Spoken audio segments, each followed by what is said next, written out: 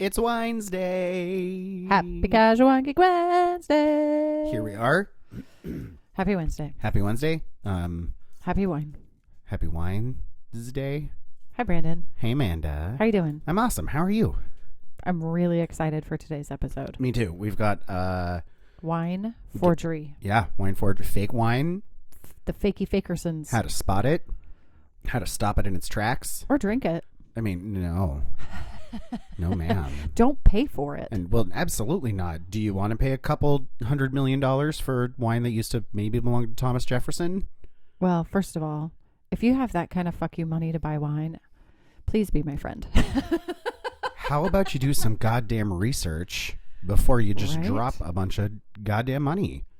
We're talking about wine forgery, but I wanted to bring up before we really get into the details of... There's a few housekeeping things, and then I have something I wanted to ask you before we got into the details of wine forgery. I was sick that day. Wine forgery day? Well, no, when you said you have things you want to ask me. I was sick that day. I wasn't here. It was someone else. It was my evil twin. I'm the good twin. Perfect. Okay. Well, do you want to do housekeeping? Sure. Housekeeping. What do we got?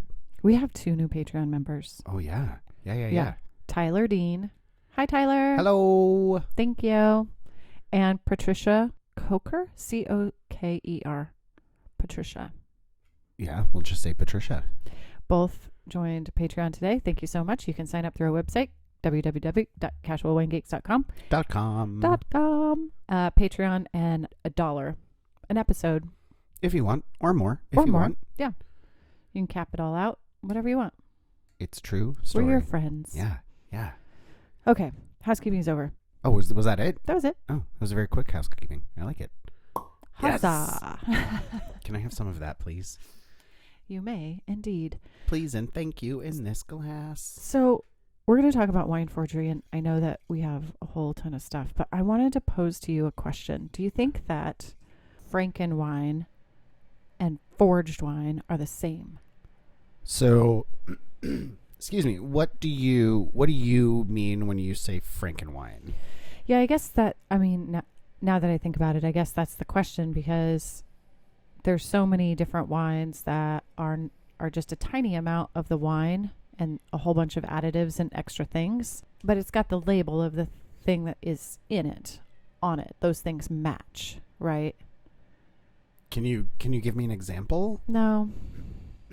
I'm not using my words. Something with a lot of additives, or something that has been blended to be a thing that the label says it is, but it really isn't? I was just trying to clarify wine forgery. Wine forgery today that we're talking about today is wine that has been used as currency. Yeah. Right? We're talking about wine that has been used as currency, A, high value wine, B, and wine that is not high value blended together, put into a bottle that is not what those things are. Yeah, that's for sure sold. Frankenwine. That's not you are labeling something as, let's say, here's bottle A. Mm-hmm.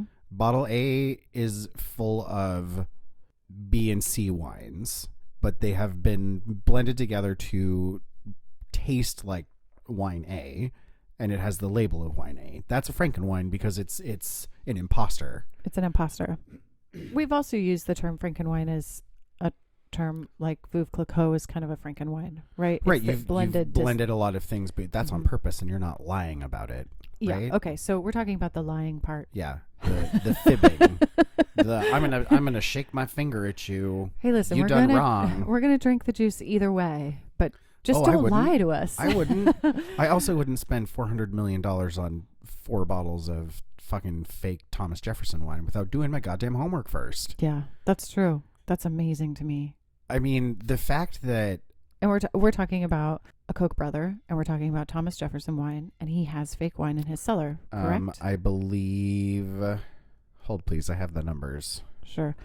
We watched the movie Sour Grapes together. I had watched the film a while ago, and there was a book, actually, and the book is amazing. It goes into much more detail, but it's about Rudy Kurniawan, who was really, really big in, I think, 2006. And yeah. He's the only person that has actually gone to jail for wine forgery.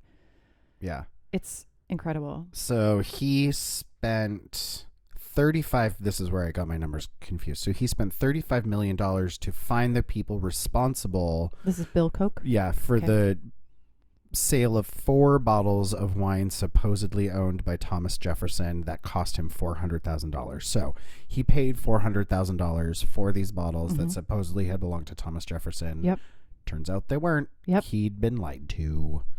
Because you're just collecting things because they sound fancy, and you're not collecting them, I think, for the sake of collecting them or preserving them. You just want them because it fetches an interesting name. Yeah.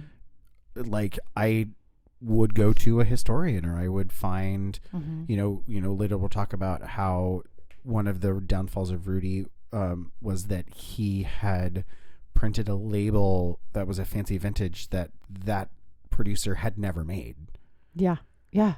Right? Oh my God, that was so amazing. You the dumb winemaker, fuck. the winemaker came to the auction that they were trying to sell this wine at, and he's like put the kibosh on everything. Yeah, he's like, we never produced that wine in that year. Oh my God. Like that line of wine that we make hadn't even happened yet. So you absolutely cannot have that wine. Oh my God. And I've actually got some interesting information also about how you're coming up with some of this security in terms of wine to make sure that things like this don't happen. Wow. Okay, let's start at the beginning. Well, let's talk about the sour grapes. The movie? Yeah. Wasn't that fascinating? It's so good. Yeah. So good. So it starts with this profile on this young gentleman. His name is Rudy Kurniawan, and he has the most incredible palate. He can name the age, the producer, the wine, like youngest guy that is on the scene with big air quotes, like flying back and forth from the East Coast to the West Coast and going to these huge events and dropping a ton of money on wine. And he starts selling wine from his collection so he buys everything. He corners the market. He buys everything. And then he starts reselling wine. And he uses a particular broker in New York, and some of his wines go up for auction. Come to find out, some of the wines that he's put up for auction are fake, right? Yep. And it took Bill Koch, a former CIA agent, a few wine. He ended up spending $35 million to investigate this. Bill Koch did. And if it hadn't have been for Bill Koch, the odds of Rudy Kurniawan going to prison, I think he got 10 years? He got 10 years. Yeah. 10 years in prison. Well, and the other interesting bit is that because of that whole case, it changed how wine forgery is now tried in a court of law. It set precedents. It's so amazing, and it's in our lifetime, right? It happened in 2006 to 2008, and he got arrested in 2012. Wow. All these amazing characters. 6 years ago. That's not that long ago. No, it's not that long ago. He gets out in 4 years. Oh, how fascinating. He'll be shipped out. I think, because he's not a U.S. citizen. Yeah, no, he was an illegal immigrant from Indonesia. He was born in Indonesia. Yeah. Anyway, all these interesting characters in this movie. There's going to be a little bit of... my mind is just blown. Our trains will derail a wee bit today, so, strap in. Enjoy the ride. Pour yourself a glass of wine. Get it. All these characters come out of this film, and in the book it goes into much more detail, but... Have you read the book? Mm-hmm. I have it. I'll let you borrow it. Really? Can I? Absolutely. That sounds great. Yeah. Maureen Downey. She was the authenticator that looked at all these bottles, and you kind of get a hint of her in the film, and she's in quite a few bits of the movie. Mm-hmm. Yeah. I look for women that are in the industry that are doing amazing things, and props. Well, she definitely has advised the FBI and the U.S. Department of Justice on a lot of high profile cases. So she worked with the Rudy Kurniawan case in terms of advising on a lot of stuff that was leading up to the trial. She also consulted with the Department of Justice prior to the trial through her comprehensive pre-sentencing reports, which the defense counsel, that is not how you spell defense, counsel did not contest.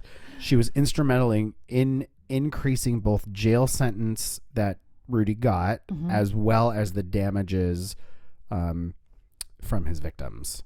That is amazing. Because it wasn't just the one Koch brother. It was hundreds and hundreds and hundreds of people. Yeah, because you're selling wine at auctions, right? And there's buyers there from all over. So this wine ends up going through a clearinghouse and is shipped all over the world.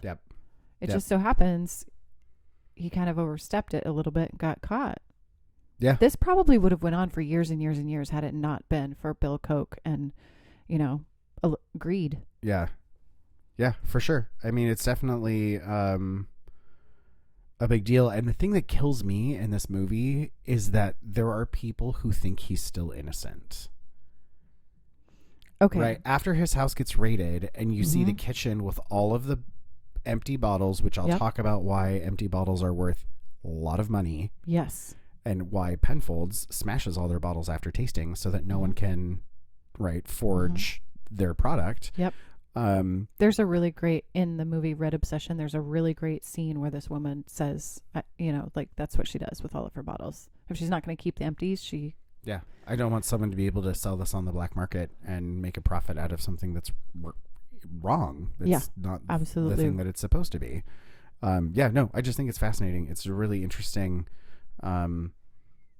just whole concept. So around 2004, prosecutors alleged that Kurniawan began passing off his fake wine. So this is when it kind of in 2004 is sort Holy of when shit. it all started. So let's see, this article came out in 2013. So it says last week Bill Koch spent $2.1 million on altogether 219 bottles from Rudy. What? He bought 219 bottles for $2.1 million. Well, fuck that guy. I'm glad he had. If you can throw $2.5 million at wine, it's ridiculous. You're getting away. Here's I'm pulling my soapbox out, crawling on it, and gonna wave my arms. No, fucking get to know the people that are making this. Right. That now you're just a status symbol. Now you're just being a shitty, bougie, pretentious wine fuck. He would show up at restaurants and foot the bill. You're talking about Rudy. About Rudy, yeah. Right. I was talking about Bill Koch. I was railing against Bill Koch. Sorry. Well, I'll stop. you have the money to do the research. You literally don't do anything. Yeah. Like, I don't feel bad for you when you can't be bothered to authenticate the thing that you're dropping literally millions of dollars on. Yeah, I don't feel bad for you at all. And if it is famous enough, you can trace it. You can find it somewhere. You can hire a Marine and she'll come out and authenticate it for you. Yeah. Yeah, fuck that guy. Anyway. I'll put Rudy Kurniawan, let's change the subject. Rudy, so first of all, he had an amazing palate. Amazing. Yeah. There's no way that you would have been able to get as far as he got without having a palate like he did. I absolutely agree. For sure. Because he was able, with his exceptional palate, to blend together younger wines with older French wines that were of lesser vintages. Mm-hmm. And then he would put a counterfeit label on the bottle and pass it off as some of the rarest wine on earth. Yeah. You have to have some gift. So after these bottles started showing up at auction houses, there was a lot of excitement that was sort of popping up within the wine world that started to overshadow a lot of the skepticism of whether these people were purchasing the real thing or not. So they kind of were bright-eyed. Oh, here's this thing. Oh, look at this new fancy thing. Yeah. That who would even have any bottles of, and all of a sudden people started buying them. That's crazy. Yeah, it's bananas. It's bananas. After he was sort of known as like Dr. Romani Conti, right? Because he could. Yeah, he had a lot. He did a lot of Burgundy. Yeah, is what ended up, because you can charge high prices for really, really delicious Burgundies because really it's old stuff, so small produced. It's kind of rare in terms of really old delicious things, and all of a sudden you've got. Here's a couple bottles of this and a couple bottles of that, but then you have, I think it's the grandson. Of the winemaker. Of the winemaker. Yeah, the one that showed up at the auction. Yeah, Laurent Pousseau, who is a top Burgundy winemaker for Domaine Pousseau, testified that really they had long suspected that Kurniawan's wares weren't quite what they seemed. He told jurors that he became suspicious in 2008 after the collector consigned to auction dozens of bottles from the Domaine from a vintage that had never existed.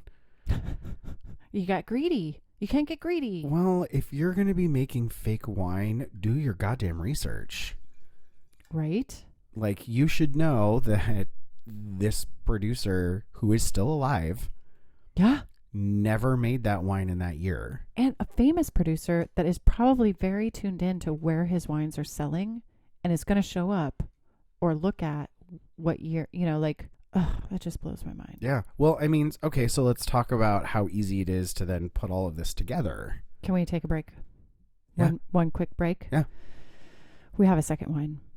Oh. We're getting like really into it, and I want to make sure we don't we talk about the wines that we're drinking.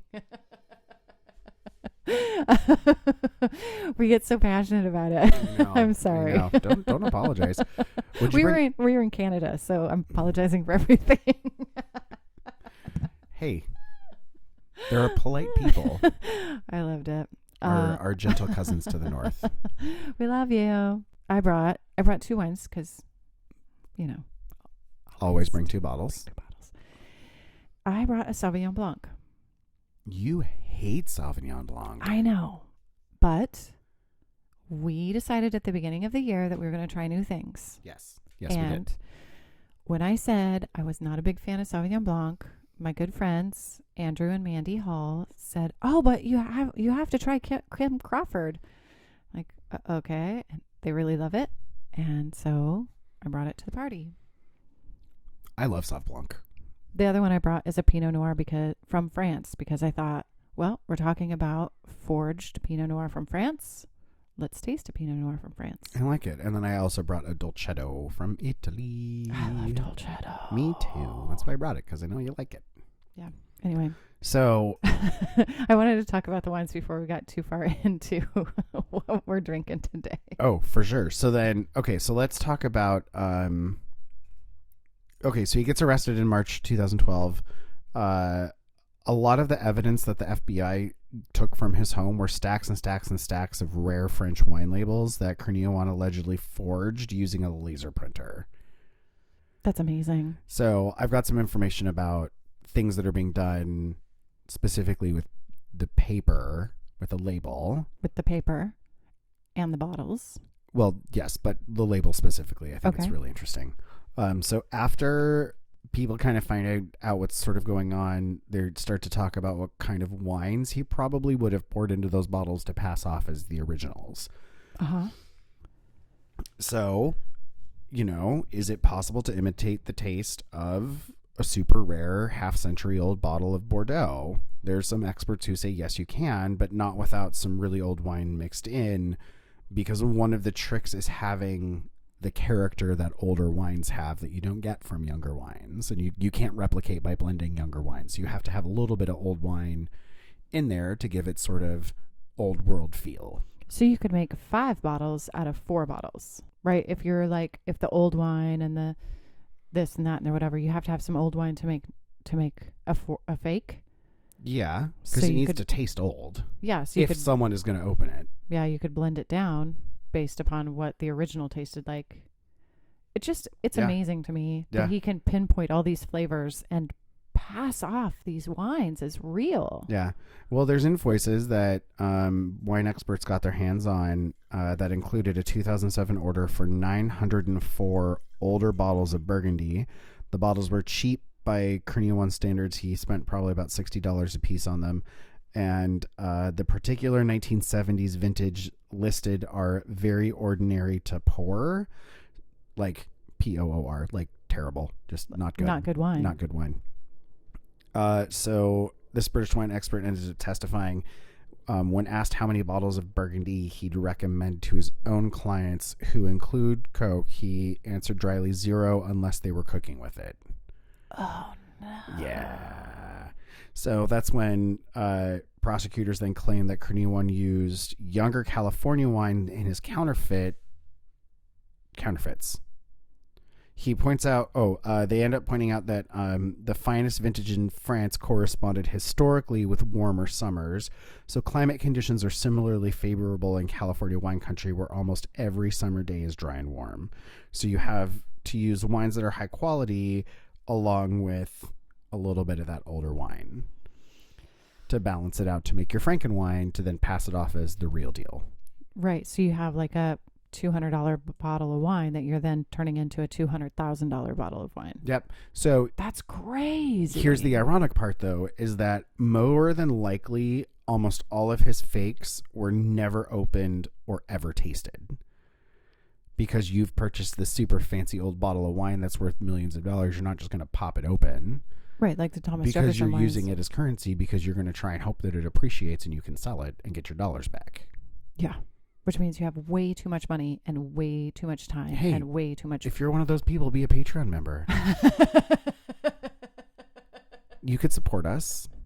Yeah. We need manicures.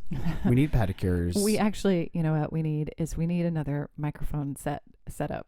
Yeah, and we need can a have new a guest mixer, and we need a new computer to edit all this stuff. We have some. So instead of blowing your equipment money on fake wine that Thomas Jefferson definitely did not own, yeah, he didn't. We're just two poor little podcasters just hanging out. That's a great segue. Use some help. Thank you. Thank you for that. Anyway, we need a new editor. Yeah. Yeah. So yeah, a bunch of those bottles were just purchased as trophies to be displayed and never actually enjoyed, which I think is sad. Yeah, wine is supposed to be enjoyed. I have a hard time utilizing wine as a form of currency. I think I have a really hard time with that. It's Okay. Anyway. So we were let's talk anyway. We talked about Rudy and how he forged all this wine, and what I really want to talk about actually in regards to that, because there's this side of him, right, that's forging this wine, that's selling this wine at auction, and then there's another side of him that took all of his friends out for dinner multiple times at very, very nice hotels and restaurants, and would buy amazing bottles. And then keep the bottles. Right, of course. But the level of generosity, and or maybe it was just the slow roll. You got to spend the dollars to make the dollars. Yeah, he connected with so many people in such a short amount of time. Well, he was no one really knew much about him. Yeah. He wasn't very forthcoming with his private life. Yeah. He didn't, he was a con man. I think at the end of the day, like you, that's true. Maybe a little bit of a sociopath. Probably. You can get people so charming to just give you fall things. in line with what but I think it's two-sided, because I think a lot of these people also are easily duped because they're easily distracted. Yeah, the new shiny thing. It's a bait and switch. Yeah, the new shiny thing comes on. Oh my God, his palate is amazing. Oh my God, he's treating us for all these dinners. He's putting together tasting groups where we're tasting like the rarest wine in the world, and I'm a part of this group and I feel special. Yeah, I get it. Yeah, I think it's definitely taking advantage of people who don't have any friends, are easily distracted. Yeah, I think that's true. I mean, how often do we see a really super fancy, awesome bottle and we both get googly eyed? Yeah, and you know what we do? We drink it. Well, yes. That's a correct statement. Yeah, I'm not interested in buying wine just to have it as a trophy. Nope, me neither. No, I have things that, like, we have a very large bottle of a really good Chianti. Yeah. Mm-hmm. That we're not opening until our 15th wedding anniversary, but it's, half the size of me. Yeah, and you're keeping it for a reason. It's not like there's a date that it will be opened. Mm-hmm. Yeah. We've got some things that are like, oh, forgot we had this thing in the back of the cellar. Like, we need to set a date to open that because it's time is running out. If you want to purchase wine to hold on to, get a thing that needs to cellar for a bit and then open it. Don't just leave it in the dark. Right. Yeah. Yes. Share your wine. Drink your wine. Yeah. Don't be an asshole. Yeah. I think it's yeah, I don't know. Open your goddamn wine. Open your wine. There was somebody, and call us when you do, because we would love to come over. I'll bring snacks. There was somebody that was, it was on my Facebook feed or something, I think, and she's like, "Oh, we have this really super special bottle of wine, and we're going to open on a special occasion. I guess today's the day." And it was like Tuesday, right? Those are some of the best days to open wine. And that's what I said. I was like, you know what? Make today special. Open that bottle, share it, and have a drink it alone in your closet. Your day is going to be way better. Open the bottle. Yeah. Okay, so can I tell you some interesting security features that are being put into place going forward? Yeah. And it doesn't help all the wines that are already in circulation. And no. there probably is more forged wine out there. Correct. Okay. But at least you can have documentation like this is when this producer moved over to this type of security feature. Yeah. And I would think now with a lot of this that you have better record keeping in terms of this is how many things we produced, or these are some of the telltale signs that this bottle belongs to us. We used this type of ink. We used this type of glass. In the States, you report every year how many bottles you make. So I don't know if that's the same about Europe, but you could theoretically track, like if you only made 100 bottles, right? Right. You could theoretically track where that went. Theoretically that is correct. Well, Okay. we know that you made them. Yeah. You might not have sold them. Yes. Right. But now there's new security features like anything and that's worth a lot of money. People are going to put even money, right? Money has security features. So right. Okay, so here's one of the interesting security features are DNA labels. wait, what? DNA, right? Like our DNA. Yeah. They put it in the label? Oh, I'm about to tell you. Oh, are you ready? Gosh. Yeah. Are your socks on so I can blow them off? Yes, absolutely. So Australia's Hardy Wine Company began using security labels in 2001 to help reinforce the authenticity of its most expensive wine. 2001. Where were you? I was in Portland. Oh, I was in Bellingham. We were on opposite ends of the state. And I had a motorcycle. I had a Harley. Oh, I was just an opera student. Wah, wah. Less cool. So their label is printed with a special ink that is impregnated with DNA from the producer's own 100-year-old grapevines, which would make it impossible for would-be criminals to duplicate. Wow. So they have infused into the paper. Into the ink. Into the ink. Into the ink. Okay. They have somehow blended blood. Wine blood. Well, I mean, bits of 100-year-old grapevines. So teeny bits. Yeah. The wine's neck, so the neck label that would be like up here. They tell you don't pour from that part. Yeah, has a special light reflective printing ink, which can only be read by sophisticated electronic handheld scanners, as well as a tamper-proof self-adhesive label that helps prevent the replacement of the capsule or the cork. Wow. Because in this particular case, Rudy Kurniawan's case, he replaced the capsules, the corks, everything, the foil, everything, and made it look like it was 50, 60, 70 years old. Right. And you should be able to see some wear and tear and age, right? And some of them didn't have that wear and tear and age. Right. I mean, it's just like being able to spot. It spot. looks too new. Right. 20-year-old boobs on a 70-year-old body or what have you. Right. Yeah. Right. That face, that's not the face you were born with. One of these things is not like the other. Yeah. I mean, men can have that too, obviously. But for sure. I looked into Maureen Downey quite a bit, and that was her advice was, hey, listen, all the body parts on your bottle of wine need to match, right? If your bottle, if the label says it's 70 years old, then everything should say it's 70 years old, not 20-year-old cork. Right. Yeah. Right. All right. So another security measure that's been put into place are RFID labels and corks. Oh, really? Yeah, on the cork? On the cork. So security ink is just one of the ways that wineries can protect themselves from counterfeiters. However, RFID chips are now starting to find their way into sort of the quote-unquote smart wine labels and also corks to help prevent wine fraud. So let's see. When did this come out? This whole thing, this Rudy Kurniawan wine forgery thing, changed the way that wine is made, bottled, labeled, sealed, sold. It's changed the way that wine is sold.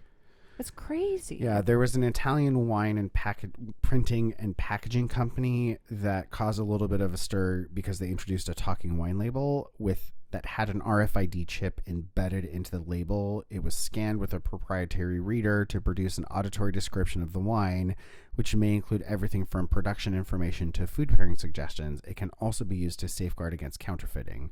So according to this producer, the label was designed with a super premium wine in mind, and its launch inspired interest from producers in Italy's high-end Brunello di Montalcino region. So that's all Sangiovese. What? Yeah. That's amazing. Yeah, so there's another Italian company, Lab ID, lab-id.com. They're not a sponsor. I'm just quoting. But if you want to be a sponsor, go to Patreon. Yeah, for sure. They offer an RFID inlaid closure that enables wineries to store detailed information about each bottle of wine. The patented system uses an artificial cork called a smart cork, CORQ, which can be decoded by producers, distributors, retailers with a special type of reader. The company also patented a design for embedding RFID tags into natural cork. Smart cork was trialed in 2005 by the Italian producer Capri? CAPRI? RAI. Capri, which used the RFID embedded stoppers in one of its priciest wines. So the RFID technology has become more sophisticated and less expensive. It is likely that the wine industry will see more microchipped labels and corks that can be used for tracking, educational, and security purposes. Wow. And we're talking, obviously, because this is very expensive now, the bottles are pretty pricey. Yes. Okay. But in the future, they're saying because the technology is becoming more prevalent, less expensive, easier to obtain. You might see these grower producers integrate this technology. Well, and it's a lot more customizable now, right? You can customize that information to produce whatever you want, whether it be how many cases were made, numbered bottles. Yeah. Right. I have a couple of numbered bottles in my cellar, but that's only because, we like to get to know the people who are growing and making wine.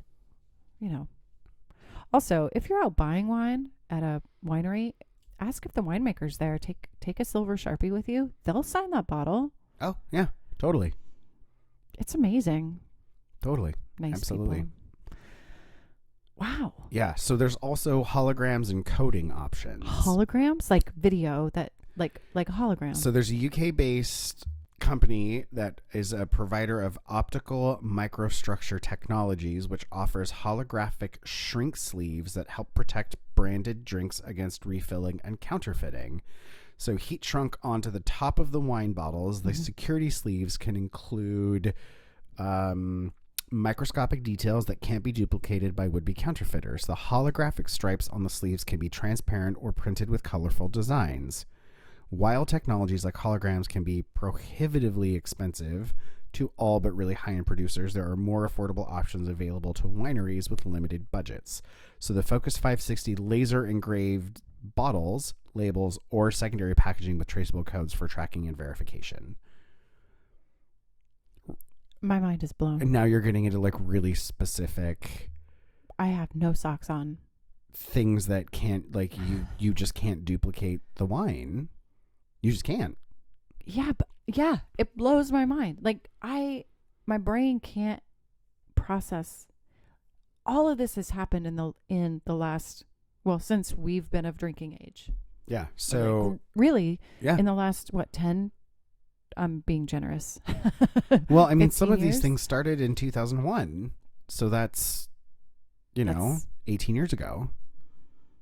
Oh God, that's amazing. Oh Christ, 18 years ago. You're doing the math, aren't you? Yeah. Oh, old as fuck. I just anyway. Get off my lawn. Oh my. So Videojet, who's the company that did the Focus 560 laser that we were just talking about. Yeah. They also supply coding, printing, and laser making equipment, permanently engraving individual wine bottles, labels, and secondary packages with this traceable code.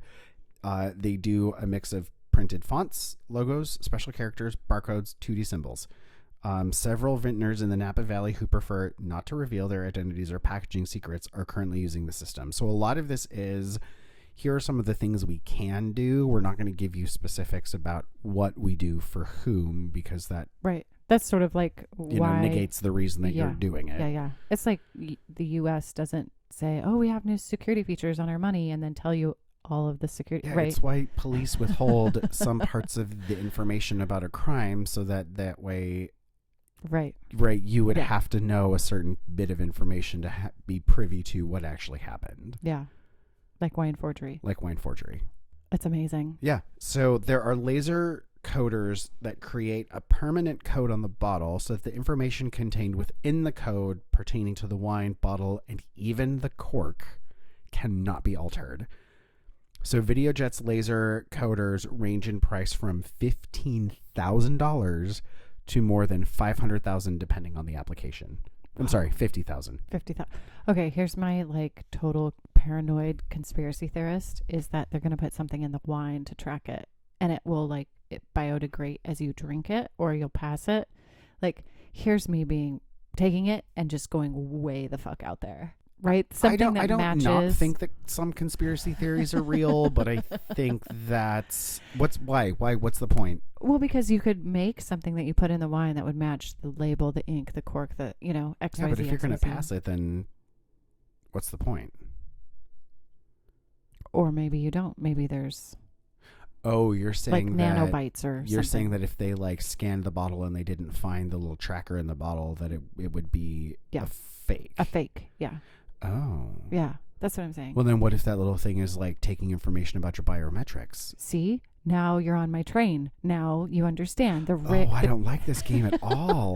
The engine has left the station. Yeah. No, ma'am. Mm-mm. That's some Black Mirror bullshit right up in there. Yeah. I'm just saying, right? If they can put it in the ink and the label and the cork and the whatever, there might be something in the bottle to make sure that all those things match. Am I not wrong? I don't like where this is going. Okay. We'll change the subject. I'm just... Can we talk about how we spot fake wine? Yes. Can we talk about the Dolcetto that you brought first? Oh, sure. Because this is our final wine. This is our final little bit. Thank you, sir. You're welcome, sir. Sir, like a knight. Ladies can be knights. We've all watched Game of Thrones. Sir Brienne of Tarth. Thank you. Badass motherfucker. I love her. Kicking ass, taking names, chewing gum. Cheers. So this Dolcetto d'Alba. Oh, God, that's good. Yeah, it's really good. We both looked at each other at the same time. 100% Dolcetto. That's so good. This producer owns their own vineyards. This is a Corsini. So their vineyards cover a surface of about a hectare. They're 430 to 80 meters above sea level. They face east. The soil is clay. The vines are vertically trellised, pruned in the Guillot system, which we'll talk about another day because you need visuals. Or at least I needed visuals, and I just am going to assume everyone else does too. They start manual harvest. No one cares about that. No one cares about that. Maceration's about 6 days. Yeah. It's typical Piedmont wine, really fragrant, moderately acidic, and pleasantly tannic, preferably to be drunk within its first 2 to 3 years of life. So this is a 2016, so we're right on track. This is really, really good. In 40 years, if someone tries to sell you a 2016 Dolcetto d'Alba by Corsini, Don't buy it. it's a fake. Don't buy it. It's a fake. You've been fibbed to. These wines are not made to age. Forged. It's Frankenwine, more than likely. It's probably cheap California swill with a little bit of old Italian garbage. Over-extracted Shiraz. Oh, I forgot one thing with housekeeping. Can we go back to housekeeping? We can absolutely circle back to housekeeping. One more thing. We talked about last week doing a spring brunchathon where we will buy you a mimosa and you can come in and hang out with us. That is going to happen. Yes. There are only a finite amount of places.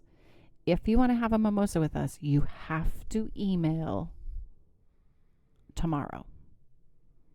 Yeah, we need to solidify Yeah. things. You have to email us or send us a note on Facebook or send us a private message on Instagram. Somehow get a hold of us, because there's only 20 spots now, and we have to give you the directions, and we have a space in mind, and it's going to be great. But you'll get a password. There might be a treasure map. oh my God, that would be amazing. There might be a gift bag. Oh. Yeah. Maybe. Maybe. You don't know. You don't know. There will definitely be champagne. Yeah. Yeah. Yeah. Okay, that was it. That was really the end of the housekeeping. But I like it. Sign up for Patreon. Patreon members, you get first dibs, but you have to contact us like Info now. at casualwinegeeks.com. Yeah, info@casualwinegeeks.com. For sure. All right. Okay. Are we back on track? We're back on track. Is the train on rail? Last Are we little playing bit. cribbage on the train? Are we making friends? Taking pictures. God, that was such a fun train ride. Oh, God. We met amazing people on that train. Yeah, I smuggled 4 bottles of bubbles. No, you didn't smuggle. Yeah. We drank them before we hit the border. Oh, I smuggled them onto the train. Don't be mad at us, Amtrak. Don't admit to your sins. I mean, it's better to ask for forgiveness than ask for permission. We might not be allowed on Amtrak, but you know what? We cheered everybody that was working on that train. Oh, Amtrak, God bless you. It was Laura's birthday. Doing We the sang Lord's her work. happy birthday. Hey, you know what? I bet we're fine because they saw all those Canadian hockey fans with their fucking With their 2 beers. half racks of Kokanee. We're fine. We were dignified. We were playing cribbage, We were drinking champagne, making friends, handing out tattoos. you know, stickers. Maybe there's stickers that were Yeah. given. Business cards. Yeah, for sure. That was the best. We've got train some really good information about German wine festivals that we're going to go and ride. We're totally going. man, I'm so excited. I can't wait. I'm super stoked. Okay. I feel like I've gone on such a journey today, and we still have one more piece. Like, Yeah. I feel like Yeah, we've been all up and down in emotion. I want to leave you with some 10 little nuggets, 10 ways to spot fake wine. So if anybody thinks that fake wine has stopped with the conviction and jailing of I love that they refer to him as an arch counterfeiter.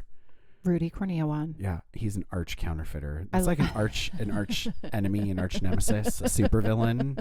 He is like a supervillain of wine. I think that's a little badass. Kind of. I don't think he was working alone, but that's another conspiracy Oh theory. no, there's no way that he would have been able to do all that by himself. No. There's no way. No way. No way. It's not humanly possible. Mm-mm. Okay, so First of all, if you think you have a counterfeit wine, if you have a wine that you have in your cellar that you think is counterfeit, you call us because we'll go taste it for you. well, some of the information that I was looking at was people using the Coravin.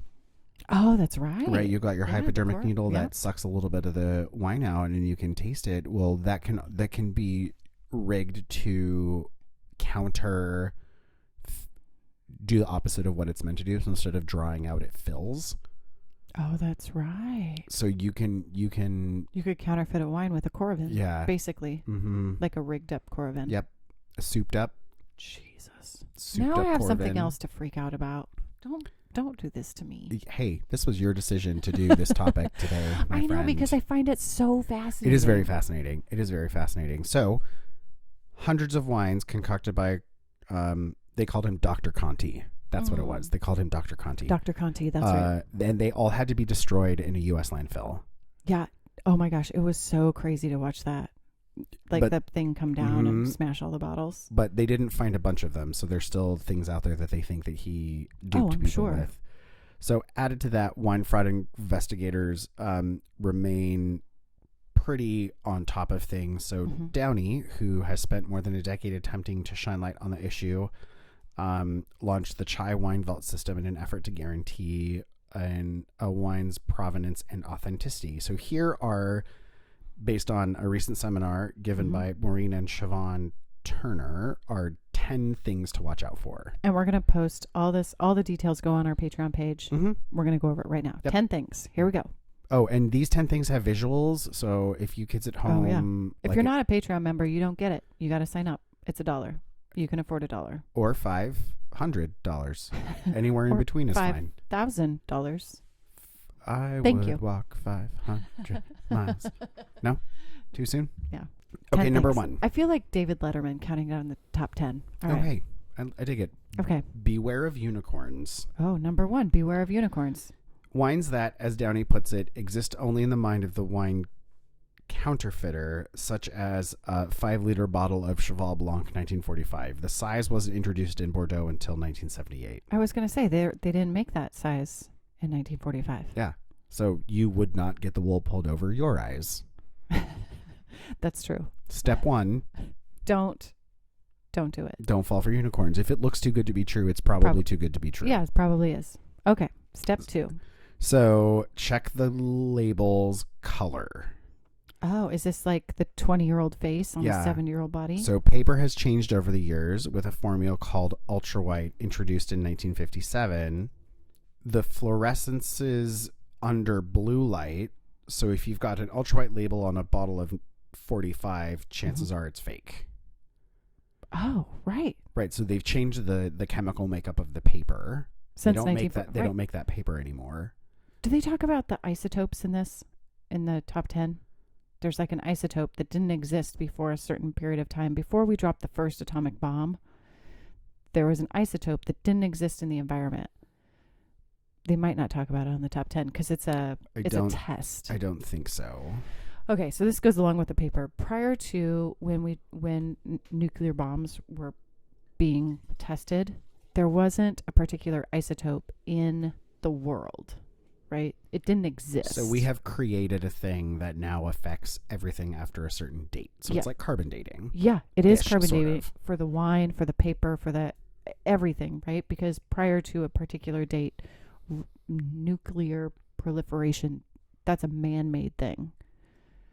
So that's very interesting. Sorry to segue, but no, it's totally fine. You have to go through a bunch of testing for it, right? But this is how they found a lot of the fakes, was because of this particular isotope existed in the wine and the paper. Being present in the paper versus if it was before a certain date in the 40s or 50s, it wouldn't be right. It wouldn't have existed. detectable. Yeah, because it was all man-made. So number 3 is read the small print. Most fine wine labels use a plate press, so look closely for the color separation from a 3-color screen process or the squared edges from a dot matrix. The difference can be glaring. So if you've got a really good magnifying glass, you can see these differences. It's like watching TV through an old 3-tube TV versus a new digital HD fancy pants, all the things. Yep.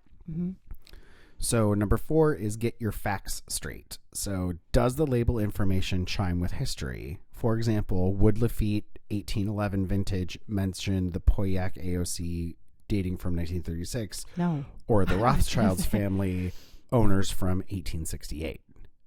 No. Right. So it's you have to know the history of the producer and the history of the wine because laws, as we've progressed and as wars are fought and land is given and taken away, after Napoleon, with how things were handed down from family to family and divided up and parceled out, if you don't know who got what at what point in time and you fuck up on your label, like, you're going to get caught. Yeah, you're going to get caught because there's always somebody smarter than you. Which it's easy to find a lot of these things out because there are laws around when certain AOCs were established and who were owners at the time. Here's the other piece too. Is and if you're the Rothschilds family and you are a major fucking player, that shit is easy to track. Here's the other thing. Today, we have access to more information than we've ever had before. At your fingertips. Fingertips. At your fingertips.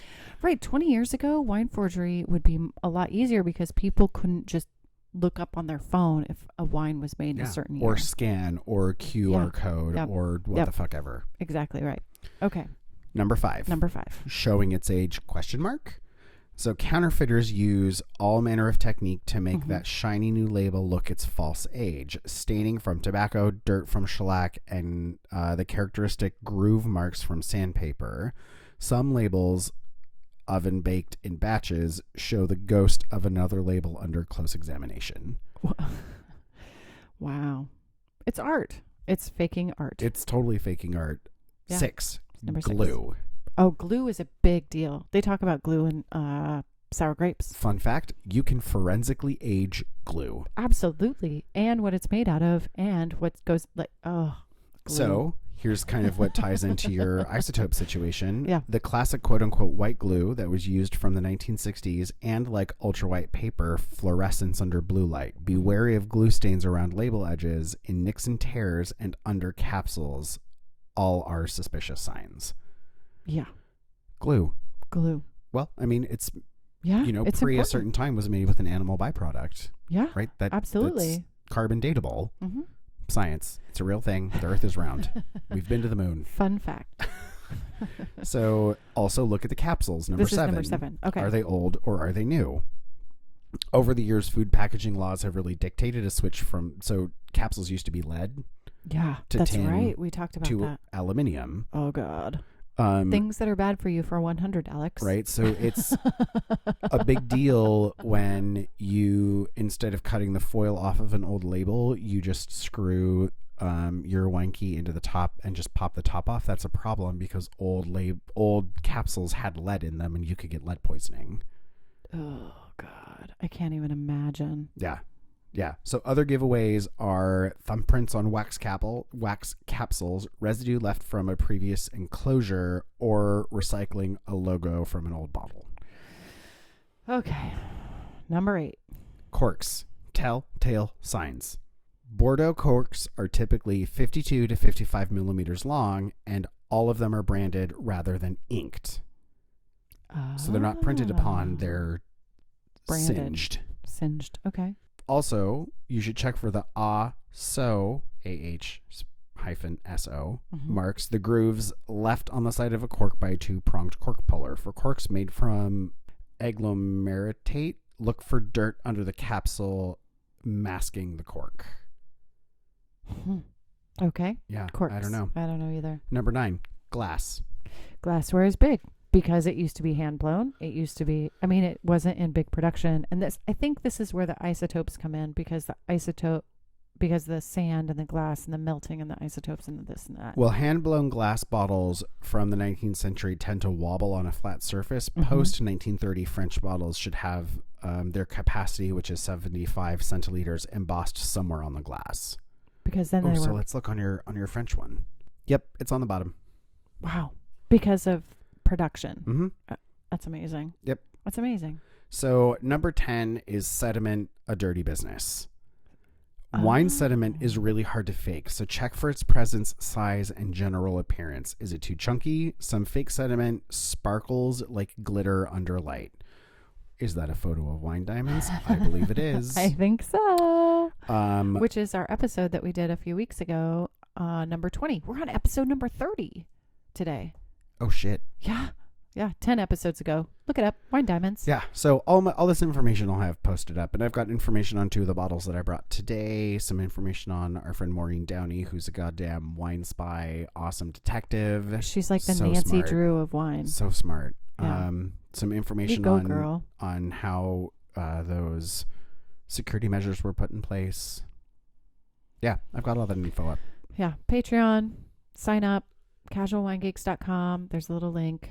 You could be a sponsor for $1 an episode, all the way up to, I think, $50 an episode. I don't remember. I don't remember either. If you want to give us more money, we're happy to take it. And we'll say thank you. Yeah. So fake wine, be aware. Check your everything. Cite your sources. Yeah. Do your homework.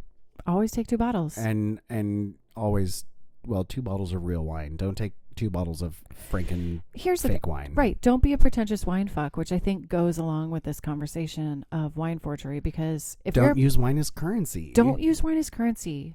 Don't be a pretentious wine fuck. Get into wine, love the wine that you're drinking, find out a little bit about it, be a little bit geeky, and enjoy it. Well, and if you start wanting to buy weird one-off Burgundies or some vintage stuff, like Burgundy, you could spend years researching Burgundy, and it's so fascinating. It's so fascinating. It's super, super cool. There's a lot to learn. There's a lot to unpack. Yeah. I love it because there's always new things to learn. Things change hands all the time. And there's some good stories, and so I definitely think it's make memories with your wine. Getting to know some of the fun stories about the stuff you're drinking. Open up something It helps lend to its authenticity. Be a passionate, enthusiastic drinker. Don't be a pretentious wine fuck. Yeah. And always take 2 bottles. We love you. Real good wine. Of real good wine. All We love right. you. Thank you so much. Ciao. Bye-bye.